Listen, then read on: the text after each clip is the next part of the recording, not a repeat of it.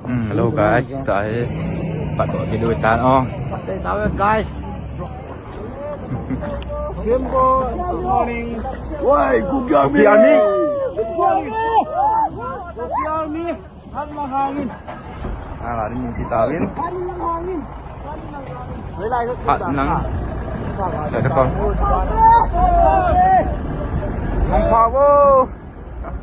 जय हिंद दोस्तों, मेरे चैनल डिफेंस डिस्कशन में आप सभी का स्वागत है। आई होप आप सभी ठीक होंगे। शाम के 7 बज चुके हैं। डिफेंस से जुड़ी कुछ खास खबरें लेकर मैं आपके सामने हाजिर हूं। सबसे पहले जो आपने तस्वीर देखी, जो वीडियो देखा, ये वीडियो मणिपुर से सामने आया। कुकी नेशनल फ्रंट से जुड़ा हुआ ये वीडियो बताया जा रहा है और सवाल यही है कि इतनी फ्रीडम कैसे दी जा सकती है किसी भी उग्रवादी समूह को। शायद इसका जवाब नहीं है। खुलेआम हथियार लेकर घूमा जा रहा है, लेकिन कोई कार्रवाई नहीं की जा रही है। कौन करेगा, कब परमिशन मिलेगी, भगवान ही जानता है। और कब मणिपुर में शांति आएगी, शायद उस ऊपर वाले को ही पता है। कई बार तो ऐसा लगता है कि नेताओं के हाथ में अब कुछ नहीं बचा है। चलिए आगे बढ़ेंगे। असम राइफल से जुड़ी 2 अहम खबरें मेरे पास हैं, एक नागालैंड से और एक अरुणाचल प्रदेश से। नागालैंड में एक युवक को अचानक से उसकी तबीयत बिगड़ जाती है।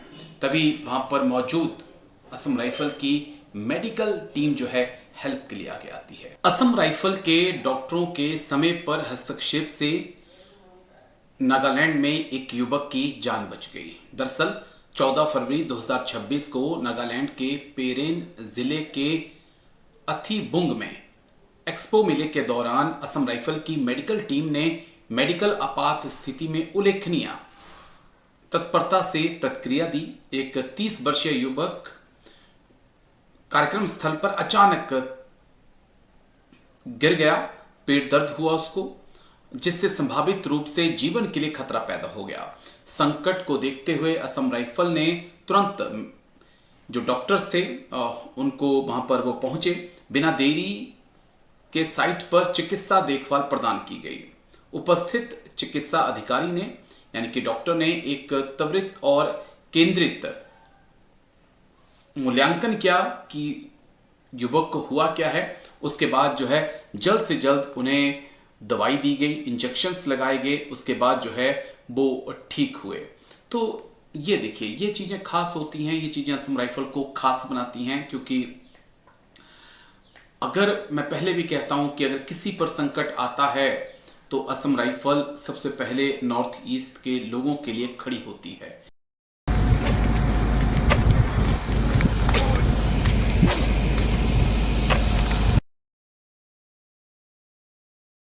तस्वीरों को भी देख लीजिए। ये तस्वीरें अरुणाचल प्रदेश के चांगलांग में विवेकानंद विद्यालय के पास जंगल में आग लगने की सूचना पर असम राइफल की चांगलांग बटालियन ने तुरंत प्रतिक्रिया दी। सैनिकों को तुरंत घटनास्थल पर भेजा गया। त्वरित कार्रवाई और अच्छी तरह से पूर्वाभ्यास के माध्यम से आग को स्कूल परिसर तक पहुंचने से पहले सफलतापूर्वक कंट्रोल किया गया, आग को बुझा दिया गया। बच्चों की सुरक्षा सुनिश्चित करने और प्रभावित क्षेत्र की ओर आवाजाही को रोकने के लिए एक सुरक्षित बाहरी घेरा स्थापित किया गया था। ये तस्वीरें आप देख लीजिए। जंगल में आग लगी थी और तभी असम राइफल को सूचना दी गई कि आग जो है स्कूल की तरफ बढ़ रही है। तभी असम राइफल के जवान वहां पर पहुंचे और आग पर काबू पाया।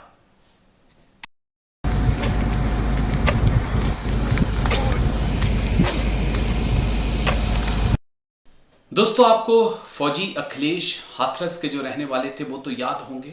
जिस प्रकार से सरेराह उजाले में दिन दहाड़े उनकी कार को रोककर फायरिंग उन पर की गई, उनकी हत्या कर दी गई। उसने कई सवाल यूपी की कानून व्यवस्था पर उठाए थे। क्योंकि जिस प्रकार से बदमाश आए, उनकी कार को रोका और 8 से 10 लोगों ने घेर कर उनको मारा। सवाल उठ रहे थे। उसके बाद 2 आरोपियों को गिरफ्तार किया गया, लेकिन पत्नी का कहना था कि अभी और आरोपी बाकी हैं। अब खबर है कि हरियाणा से भी 2 और लोगों को गिरफ्तार किया है, लेकिन अभी भी 8 लोग गायब हैं, जिनकी तलाश पुलिस कर रही है। तो आगरा अलीगढ़ हाईवे पर 5 फरवरी की दोपहर ताबड़तोड़ फायरिंग कर फौजी अखिलेश की हत्या के मामले में फरार मुख्य आरोपी विक्रम उर्फ बिक्की और कमलकांत उर्फ के पंडित को हरियाणा पुलिस ने गिरफ्तार किया है। अवैध पिस्टल और तमंचे के साथ कुरुक्षेत्र जिले के पिपली थाने की अपराध शाखा ने दोनों को गिरफ्तार किया है। उन्हें बी वारंट पर हाथरस पुलिस रिमांड पर यहां लाकर पूछताछ करेगी। शेष 6 आरोपियों की तलाश में टीमें लगी हुई हैं। एसटीएफ भी सक्रिय हो चुकी है। एसटीएफ आगरा और नोएडा की टीमें आरोपियों की खोज में लगी हुई हैं। सादाबाद के गांव समदपुर निवासी देविंदर सिंह सेना से सेवानिवृत्त हुए थे। उनके इकलौते बेटे 28 वर्षीय अखिलेश कुमार भारतीय सेना की 509 बटालियन आगरा में इंजीनियर कोर में जवान थे। वह परिवार के साथ आगरा में रहते थे। अखिलेश पर गांव में ही विक्रम उर्फ बिक्की रंजिश मानता था। दरअसल अखिलेश ने जो है अपने ही गांव में प्रेम विवाह किया था और इस बदनामी को लेकर रंजिश रची गई, उनकी हत्या की। उसने 1 साल पहले मारपीट का एक मुकदमा अखिलेश पे दर्ज कराया। इसी मुकदमे की तारीख करने अखिलेश 5 फरवरी को हाथरस कोर्ट पहुंचे। दोपहर को आगरा लौटते समय सादाबाद और हाथरस के बीच चौराहे से आगे इको कार सवार हमलावरों ने सामने से टक्कर मारकर कार को रुकवाया और फिर ताबड़तोड़ कई गोलियां फायर कर दी। उसके बाद अखिलेश को कई गोलियां लगी, जहां पर उनकी मौत हो गई। और पूरा मामला ये जो है लव मैरिज का निकल कर आया। अखिलेश ने लव मैरिज की थी और कहा जाता है कि लड़की के घर वाले जो थे उसको लेकर काफ़ी ज़्यादा नाराज़ थे और फिर उन्होंने बुआ के बेटों ने साजिश रचकर जो है फिर अखिलेश की हत्या की। अभी 2 आरोपी पहले गिरफ्तार हो गए थे, लेकिन अब 2 आरोपी और गिरफ्तार हो चुके हैं। चलिए दोस्तों आगे बढ़ते हैं। खबर हरियाणा के यमुनानगर से है, जहां पर एक फौजी की वाइफ की हत्या कर दी गई। फौजी फिलहाल जम्मू कश्मीर में तैनात है, सेना में हवलदार हैं और उनकी वाइफ अपने बच्चे के साथ यमुनानगर में रहती थी और रात 11 बजे छत के रास्ते से घुसकर अपराधियों ने उनकी वाइफ की हत्या कर दी। फिलहाल पुलिस आरोपियों की तलाश कर रही है। पूरा मामला क्या है रिपोर्ट में बताएंगे। यमुनानगर जिले से वैलेंटाइन डे के रात एक दिल दहला देने वाली वारदात सामने आई।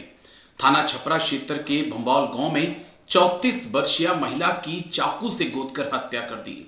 मृतका की पहचान मोनिका के रूप में हुई है, जिसके पति फौज में हवलदार हैं और इस समय जम्मू कश्मीर में तैनात हैं। जानकारी के मुताबिक घटना देर रात करीब 11 बजे की है। मोनिका अपने कमरे में सो रही थी, तभी 2 युवक छत के रास्ते घर में घुसे। कमरे में पहुंचते ही आरोपियों ने उसकी गर्दन पर ताबड़तोड़ वार करना शुरू कर दिया। चीख पुकार सुनकर परिजन मौके पर पहुंचे, लेकिन तब तक आरोपी फरार हो चुके थे। गंभीर रूप से घायल मोनिका को तुरंत जगाधरी के सिविल हॉस्पिटल ले जाया गया, जहां इलाज के दौरान उनकी मौत हो गई। डॉक्टरों के मुताबिक अधिक खून बहने और गर्दन की नस कटने से उनकी जान चली गई। परिजनों ने आरोप लगाया कि इस वारदात को मोनिका के जेठ के बेटे ने अपने एक साथी के साथ मिलकर अंजाम दिया है। बताया जा रहा है कि आरोपी अंबाला जिले के गांव कलहड़ी के भंबोल गांव पहुंचे थे। हालांकि हत्या के पीछे की वजह अभी साफ नहीं है। मोनिका की शादी करीब 10 साल पहले अंबाला के गांव कलरेडी निवासी जसवीर सिंह से हुई थी।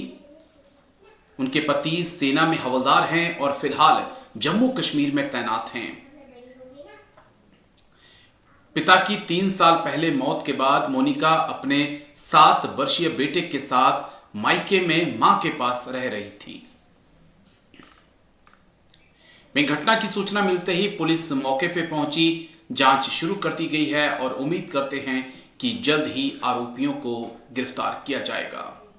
मेरे को कुछ नहीं पता, एक आवाज सुनी बस लड़की की। मेरे को मैंने सोचा सपना है लड़की को।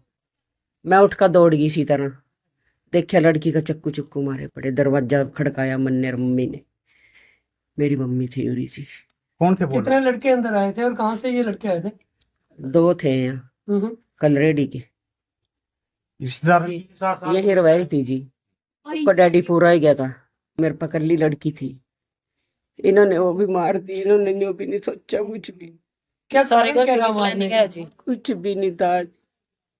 कभी आप पहले घर पर मौजूद थे उस वक्त?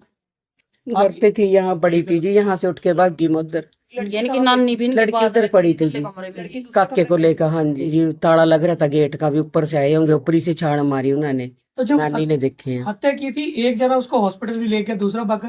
हाँ क्या जी, था क्या था? एक जना भाग गया, एक जना उसके पास था, हम्म। उसको लेके भाग गया फिर गड्डी में। हाँ जी, लड़की किस हालत में पड़ी थी, कुछ उसका लड़की के चक्कू लगे थे, लड़की कुछ नहीं, ना बोली ना चल, लिल्ली आंख हट गई लड़की की। कहाँ पे चाकू मारे गए? उसका ये गले पे, यहाँ से पेट पे 4-5 जगह, हाथों पे।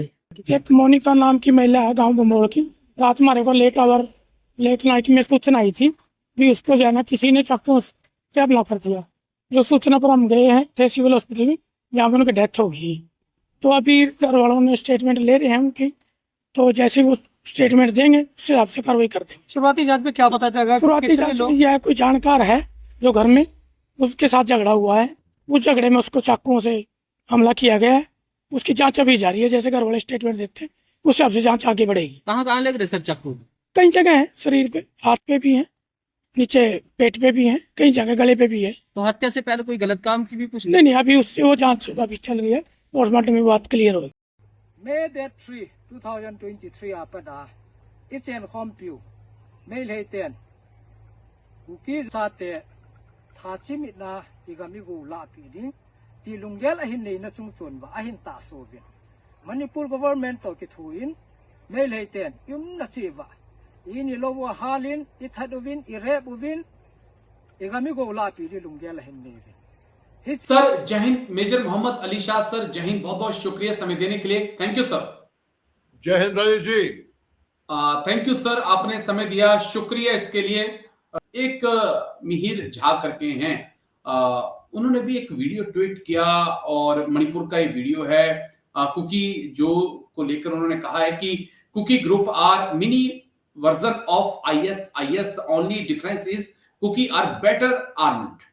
Cookie Zone Chief Khalid Guit had threatened leader from joining the peace initiative and new government।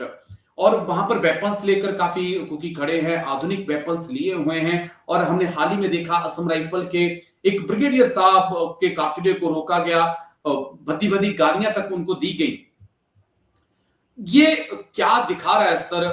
जिस प्रकार से वीडियो है जहां पर आधुनिक हथियार लेकर खड़े हैं, इतनी फ्रीडम मेरे देश के अंदर, वो भी असम राइफल इंडियन आर्मी के होते हुए, कैसे आप देख रहे हैं सर? इस पावर को तो कंट्रोल करना होगा आपको, अगर मणिपुर में आपको वाकई में पीस चाहिए तो।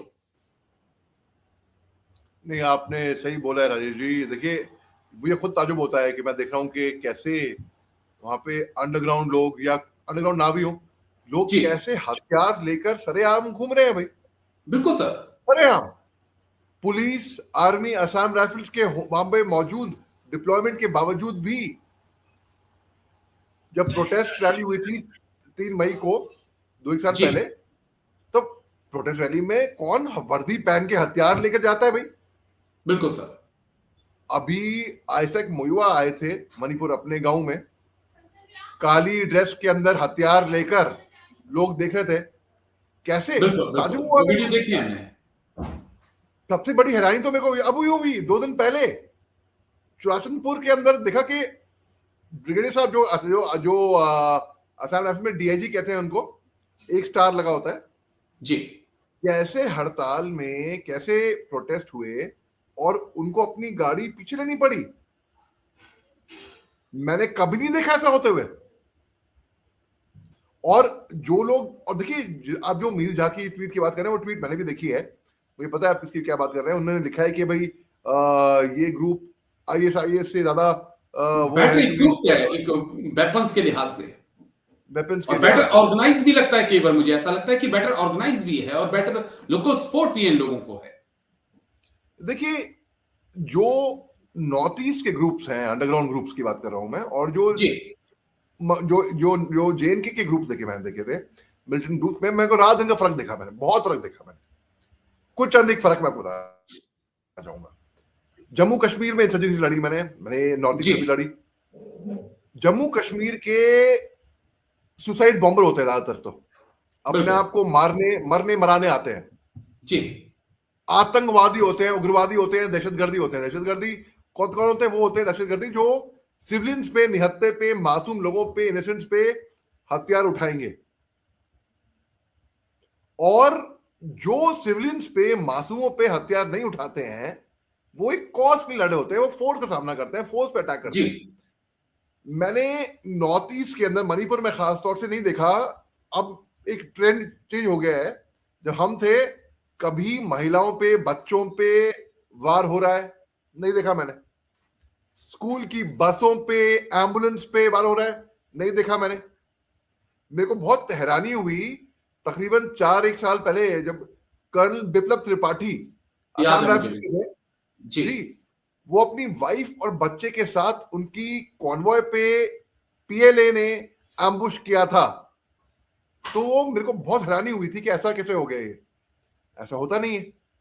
फिर बाद में पीएलए ने एक अपॉलजी भी जारी करी, एक राइटिंग में लिखा कि हमको मालूम नहीं था कि फैमिली साथ में है, अगर हमें मालूम होता तो हम नहीं करते हमला ऐसे करके। तो वो पहला, मेरी नजरों में पहला इंसिडेंट मैं मानता हूं, मैं देखा नहीं। जम्मू कश्मीर में अगर ऐसा होता तो ना, वहां नहीं बख्शते, यहाँ क्यों बचते हैं? बस मैं हमेशा एक ही सवाल आपसे पूछता हूँ घूम फिर के कि जम्मू कश्मीर में किसी आतंकी की हिम्मत नहीं है कि ऐसे वीडियो बना दे और अगले 8-10 घंटे में आरआर उसका काम तमाम कर देगी। आरआर छोड़ने वाली नहीं है, लेकिन एआर क्यों छोड़ देती है सर? जब आरआर नहीं छोड़ती है तो एआर क्यों छोड़ देती है? अगर जब तक इन लोगों का खात्मा नहीं होगा, आप लिख के मुझसे ले लीजिए, जिसके हाथ, कभी मणिपुर में शांति आ ही नहीं सकती जब तक लोगों के हाथ में वेपन्स रहेंगे, चाहे वो कुकीज हैं, माइते हैं, नगा से जुड़े हुए आतंकी संगठन हैं, किसी के पास भी वेपन्स रहेंगे सर। सिक्योरिटी फोर्सेस रखे, इट्स ओके, लेकिन अगर ये लोग रख रहे हैं और आप उम्मीद कर रहे हैं कि शांति आएगी, तो शायद, मुझे नहीं लगता सर, पॉसिबिलिटी तो नहीं है। नहीं, आप बिल्कुल दुरुस्त बात कह रहे हैं, आप सही बात कह रहे हैं। देखिए, जैसे आपको बताया क्यों होता है कि जम्मू कश्मीर में दहशतगर्दी है जी, यहाँ पर दहशतगर्दी अलग होती है। आपको बताया मैं अंडरग्राउंड जो के नॉर्थ ईस्ट के जो इंसर्जेंट्स हैं, मैं क्या कहता हूं उनको कहता हूं वर्दी अपोनेंट्स। ओके, मतलब अगर दुश्मनी भी कर रहे हो आप हमारे से, एक टक्कर तो दो। मजबूत दुश्मन के साथ मजा भी आता है निपटने में। अगर दुश्मन कमजोर हो तो मजा नहीं आता यार। आप खेल रहे हो, कोई क्रिकेट खेल रहे हो, कुछ गेम खेल रहे हो, अगर अपोनेंट कमजोर है तो मजा भी नहीं आएगा, आपको भी नहीं आएगा। अगर अपोनेंट मजबूत है, टक्कर वाला है, तो आपको भी उस खेल में मजा आएगा, राइट? बस मैं वो एग्जांपल दे रहा हूं ताकि लोग समझ लें। जम्मू कश्मीर में आरआर बख्शी नहीं है, नॉर्थ ईस्ट के अंदर भी असम राइफल्स बख्शी नहीं है, लेकिन मेरे को ताजुब हो रहा है ये देख के, मुझे अभी बाकी में ये ताजुब हो रहा है कि कैसे वीडियो फ्लोट हो रहे हैं, कैसे मतलब कुछ भी हो रहा है, खुलेआम लॉ एंड ऑर्डर्स लेफ्ट, खुलेआम हो रहा है, और ऐसा लगता है कि किसी का डर ही नहीं है इनको और डर के आगे ही जीत है। बल्कि मेरे को एक जब मैंने डीआईजी साहब की गाड़ी पीछे उड़ते हुए देखी ना, एक चीज मेरे को और याद आई कि जब डीजी असम राइफल साहब जनरल लखेरा साहब ने टेक ओवर किया था, उनका काफिला गुजरा था। एक वीडियो भी उस टाइम में वायरल हुआ था कि डीजी साहब के काफिले पे लोग ताली मार रहे हैं और सीटी मार रहे हैं और चेयर कर रहे हैं और वो बहुत कह रहे हैं जिंदाबाद, जय हिंद। तो मेरे को बड़ी खुशी हुई देखकर। तो एक तरफ वो भी देखा, एक तरफ ये भी देखा कि भाई यहाँ पर डीआईजी साहब की गाड़ी पीछे को हो रही थी। बहुत दुख हो रहा है वो देखकर। तो ये कुछ समझ में नहीं, मेरे को खुद समझ में नहीं आ रहा कि ये हो क्या रहा है, ये कैसे इतना लॉ। जी, मुझे लगता है कि अभी बहुत फ्री हैंड देने की जरूरत है, खासकर नॉर्थ ईस्ट में असम राइफल हो, इंडियन आर्मी हो, कि जिसके हाथ भी हथियार हैं उसको आतंकी समझा जाए और वैसी ही कार्रवाई की जाए जैसी आतंकियों के खिलाफ की जाती है। कोई रियायत ना दी जाए, लेकिन होप कि जल्दी ही असम राइफल को ऐसे ऑर्डर मिलेंगे, और जब ऐसे ऑर्डर मिलेंगे तो किसी माई के लाल की हिम्मत नहीं होगी कि वो हथियार लेकर वीडियो बनाकर असम राइफल को भी धमका सके। शुक्रिया, लेकिन शुक्रिया। बहुत बहुत शुक्रिया major Mohammad Ali Shah sir, thank you, Jai Hind sir, take care, thank you sir, thank you. Thank you Rajesh ji, Jai Hind. May that 3, 2023 apada ichen kompiu may leiten uki sate thachimit na igami go la pidi ti lunggel ahin nei na chungchun ba ahin ta sovin Manipur government to ki thuin may leiten yum na chiwa ini lowa halin ithaduvin irebuvin igami go la pidi lunggel ahin nei जय हिंद राजेश जी, आपको बहुत बहुत शुक्रिया। आपको और आपके तमाम दर्शकों को मेरा नमस्कार। थैंक यू सर, आपने समय दिया, शुक्रिया दिल से इसके लिए। दरअसल सर भारत और उसके अगल बगल में हम देख रहे हैं तो बहुत घटनाक्रम घट रहा है। एक तरफ कट्टरपंथी ताकतें हैं जो बहुत मजबूत होती जा रही हैं, पाकिस्तान की बात करें, बांग्लादेश की बात करें, मालदीव की बात करें। दूसरा जो हमारे पड़ोसी हैं वो भारत के खिलाफ ही ऐसा लगता है कि एक जुट होकर एक ग्रुप बनाकर भारत को एशिया में अलग थलग करना चाहते हैं। कैसे हम ये देख रहे हैं, क्योंकि क्या एक विदेश नीति में एक बड़ी विफलता भारत की या कुछ हटकर आप देख रहे हैं? देखिए, मेरा भी यही मानना है कि विदेश नीति इस समय बहुत ही कठिन दौर से गुजर रही है। और राजेश, विदेश नीति का एक काम ये होता है कि आपको चीजें पहले से एंटिसिपेट करनी पड़ती हैं, आपको पहले से ये आकलन करना होता है कि हमारे पड़ोस में ऐसा हो सकता है और अगर ऐसा होगा तो हमारी रणनीति क्या रहेगी। तो मुझे लगता है कि पिछले 10-12 सालों में हमने ये एक एस्पेक्ट देखा ही नहीं। हमने अपनी ही भलाई दुनिया में हम खो गए हैं और उसके बाद अब जब चीजें बदल रही हैं तब हमें रास्ता ही नहीं सूझ पा रहा है कि हम क्या करें और कहाँ जाएं। मैं एग्जांपल दूंगा बांग्लादेश का, कि बांग्लादेश हमारा बहुत बड़ा मित्र हुआ करता है, कई दशकों से रहा है। बांग्लादेश में 2007-8 के आसपास शेख हसीना गद्दी पर बैठती हैं तो भारत के लोग क्या करते हैं कि उनको थोड़ा सपोर्ट करते हैं। उनके ऊपर तमाम आरोप भी वहां पे लगे, लेकिन भारत, चूंकि वो भारत के पक्ष में ज्यादातर रहती थी, इसलिए भारत संतुष्ट था। अब विदेश नीति में बहुत अजीब सी बात होती है कि आप किसी एक विदेशी नेता से संतुष्ट रहें, भले ही वो आपके काम बहुत ही काम का हो, लेकिन आपको ये एंटिसिपेट करना पड़ता है कि एक ना एक दिन तो उसकी गद्दी जाएगी और जब उसकी गद्दी जाएगी तो जो लोग उसकी जगह पर गद्दी में बैठेंगे, क्या हमने उनसे रिलेशन बनाए हैं? हमने बिल्कुल नहीं बनाए थे। हम तो खालिया जी को ये मान के चल रहे थे कि वो अनंत काल तक वहां पे गद्दी पर बैठी रहेंगी और जो हमारे दुश्मन है वहां पर, जो हमारे विरोधी ताकतें हैं, वो कभी वहां पर सत्ता पा ही नहीं पाएंगी। लेकिन ये विदेश नीति का खेल बड़ा निराला होता है। अब आज देर से ही सही शेख हसीना गद्दी से हटी हैं और भारत के पास अब कोई रास्ता नहीं बचा कि वो उन ताकतों से कैसे लड़े, कैसे उनको समझाए जिनसे हमने 15 साल से बात ही नहीं करी थी। तो हम लोग कट्टरपंथी कह के हम इग्नोर तो कर सकते हैं, लेकिन वो एक सही तरीका नहीं है, क्योंकि भले ही वो कट्टरपंथी है लेकिन उनको रहना हमारे पड़ोस में, और हमारे पड़ोस में रहेंगे तो हमको परेशान करते रहेंगे। तो हमारा एंगेजमेंट उनके साथ होना चाहिए था। यही चीज हमने नेपाल में देखी, यही चीज हमने श्रीलंका में देखी, यही चीज हमने पाकिस्तान में देखी और अब अफगानिस्तान में हम वही काम कर रहे हैं जो हमको बहुत पहले करना चाहिए था। यानी कि वहां की जो कट्टरपंथी तंजीम है तालिबान, उसके साथ अब हम एंगेज कर रहे हैं। तो हम अगर उनके साथ एंगेज कर सकते हैं तो बांग्लादेश में हम खालिदा जिया की पार्टी के साथ या कट्टरपंथी ताकतों के साथ क्यों नहीं कर रहे? या फिर हम पाकिस्तान के अंदर हमने पिछले 10-12 साल में ऐसा क्या किया है कि जिससे कि वहां की जो पॉलिटिकल क्लास है वो कभी हमारे पक्ष में दिखे, या कोई एक ऐसा पॉलिटिशियन पाकिस्तान में दिखे जो कि कम से कम हमारी कुछ बात को कर पा रहा हो वहां पर। तो निश्चित तौर पर मैं भी मानता हूं कि विदेश नीति में अपने पड़ोस के स्तर पर तो हम फेल हुए ही हैं, और लेकिन हमने दूर में भी कोई बहुत बड़ा तीर नहीं मारा है। आज आप देख ले, ईरान के अंदर प्रॉब्लम्स हैं और ईरान में जो चाबहार बंदरगाह था जिससे हमने $120 मिलियन इन्वेस्ट कर रखा था और जिसको लेकर के हमने बहुत सपने बुने थे, आज अमेरिका के दबाव में और युद्ध की जहां छाया पड़ी तो भारत वहां से अपने आप को विड्रॉ कर गया। तो वो हमारा पैसा भी डूब गया और हमारी भविष्य की रणनीति भी डूब गई। हमें कुछ समझ में ही नहीं आ रहा कि हम आगे क्या करने वाले हैं। सिर्फ हम वेट कर रहे हैं और वेट करते ही रहेंगे। हमारे पास प्रोएक्टिवनेस शायद विदेश नीति में खत्म हो गई है, या फिर जानबूझ के ऐसा किया जा रहा है किसी दबाव को, ऐसे मैं नहीं जानता हूं।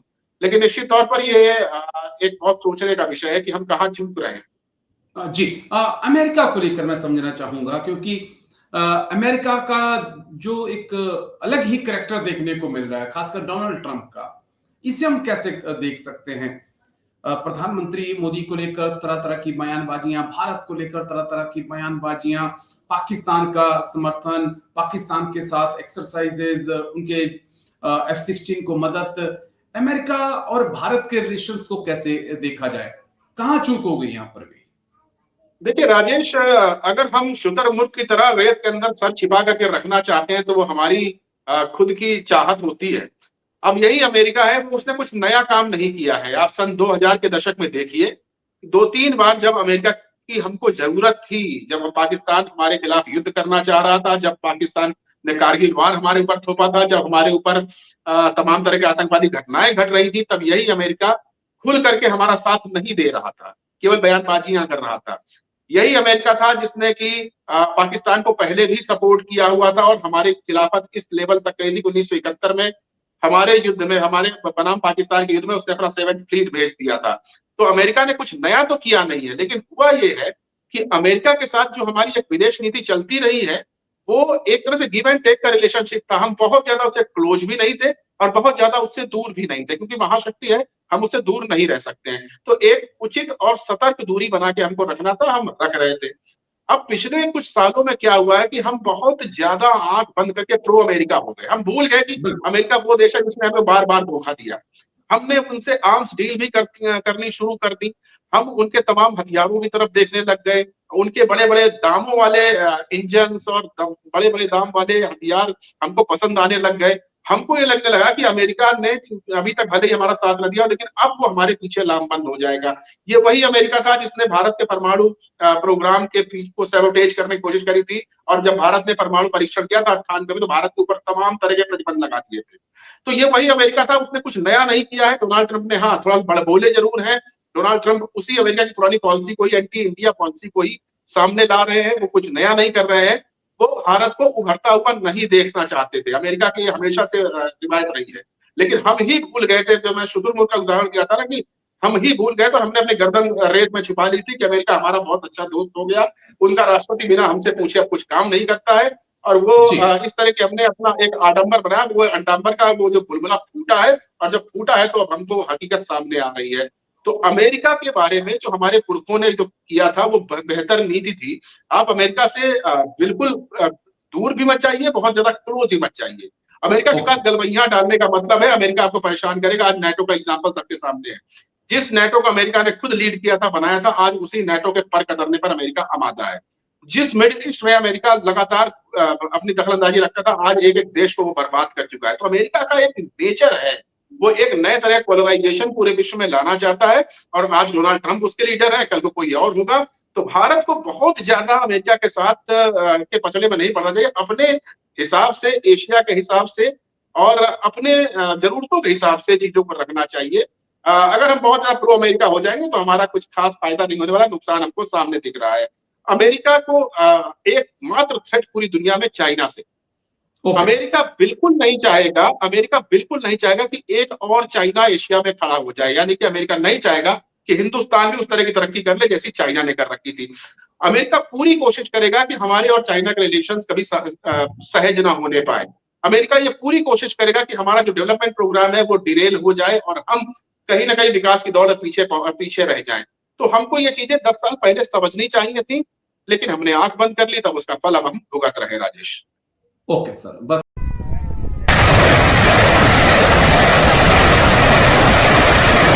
भारतीय सेना को जल्द ही नई पिनाका रेजिमेंट मिलने वाली है।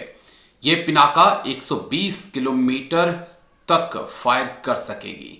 पिनाका 3 यानी कि Pinaka long range guided rocket, इसकी खरीद को मंजूरी दी जा चुकी है।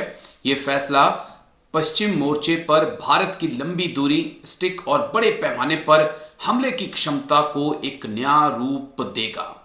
यह सिस्टम कम लागत में ज्यादा असरदार हमला करने की ताकत रखता है, जिससे पारंपरिक गाइडेड मिसाइलों की तुलना में खर्च और नुकसान का संतुलन पूरी तरह से भारत के पक्ष में हो जाता है।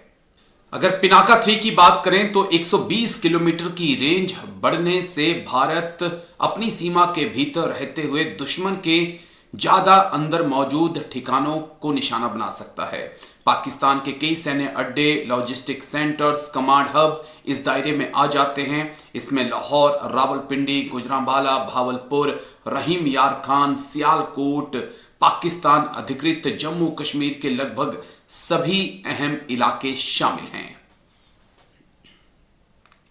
और सबसे अहम लॉन्ग रेंज गाइडेड इन रॉकेट्स जिनकी रेंज 120 किलोमीटर है, इनको पहले से सेवा में मौजूद पिनाका लॉन्चर से ही दागा जा सकता है। इसके लिए किसी नए लॉन्चर की जरूरत नहीं होगी। सिर्फ 12 रॉकेट रखने वाला नया कैनिस्टर लगाया जाएगा। इससे न सिर्फ सिस्टम को जल्दी सेना में शामिल किया जा सकेगा, बल्कि रखरखाव और संचालन की लागत भी काफी कम रहेगी। इस हथियार की असली ताकत इसकी कम लागत है। एक गाइडेड पिनाका रॉकेट की कीमत उसे रोकने वाली इंटरसेप्टर मिसाइलों से काफी कम होती है। अगर एक साथ बड़ी संख्या में रॉकेट छोड़े जाएं तो दुश्मन को उन्हें रोकने के लिए कहीं ज्यादा महंगी मिसाइलें खर्च करनी पड़ेंगी।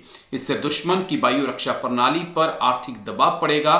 भारतीय सेना को इस हथियार को बड़े स्तर पर इस्तेमाल करने का भरोसा इसलिए भी है क्योंकि भारत में पिनाका रॉकेट का मजबूत उत्पादन ढांचा मौजूद है। फिलहाल देश में करीब 5000 पिनाका रॉकेट प्रति माह बनाए जा सकते हैं और जरूरत पड़ने पर एक क्षमता 10,000 रॉकेट प्रति माह तक बढ़ाई जा सकती है। यानी कितने रॉकेट अगर एक साथ पाकिस्तान में छोड़े जाएंगे तो कितने छेद होंगे, शायद पाकिस्तानियों को गिनते गिनते पूरा 1 साल लग जाएगा।